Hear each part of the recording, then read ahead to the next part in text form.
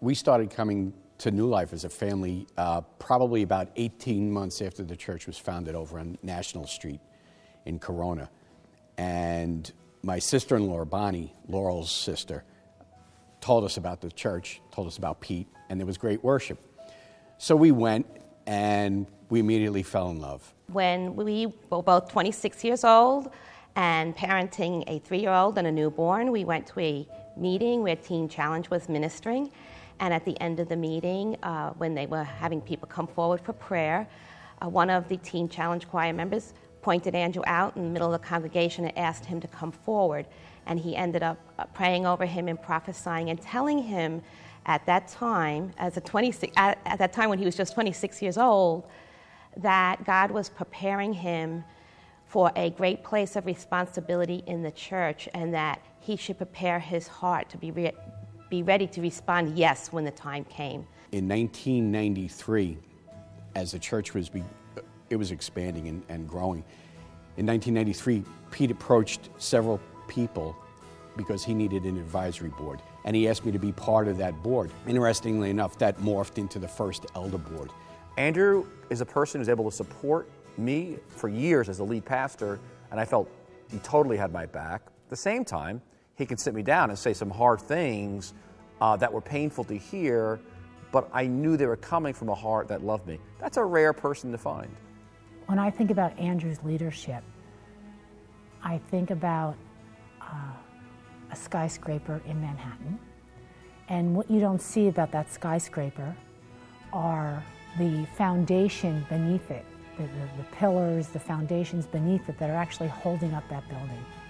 And Andrew actually is one of those foundations of New Life Fellowship Church. He was rarely upfront, rarely visible, but our church is what it is today in part due to his significant leadership. Andrew has a great deal of integrity.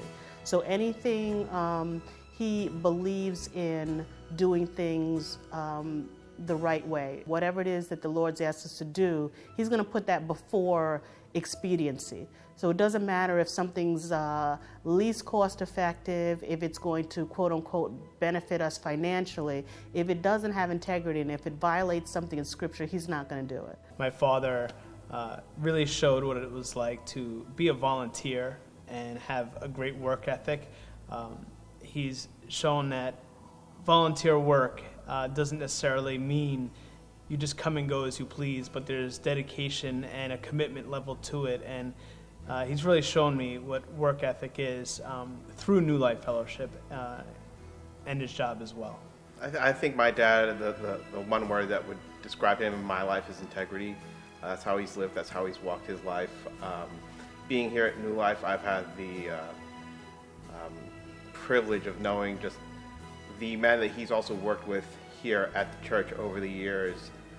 He's allowed, through him, I've been able to know, and he's allowed those men to also pour into my life since I started coming here at 12 years old. I know that over the years, just so many people here have talked about him and know who he is, and I feel that he's made a great impact on so many people's lives, and I guess it's pretty cool. I mean, it is pretty cool. He has modeled from the very beginning humility and a willingness to work on his own issues, and I believe that's what has made him a good leader, because you can't really lead well unless you want to deal with your own issues, and he's always been willing to do that. Since 1993, I've served on the board most of that time as a chairman, but other times it's just, just like the regular elders, just serving on the board. I look back and probably the best service I could have ever done here is to serve on the board. And it's all about service. It's all about serving and not lording things over people. And for 23 years now, it's been a joy, an absolute joy.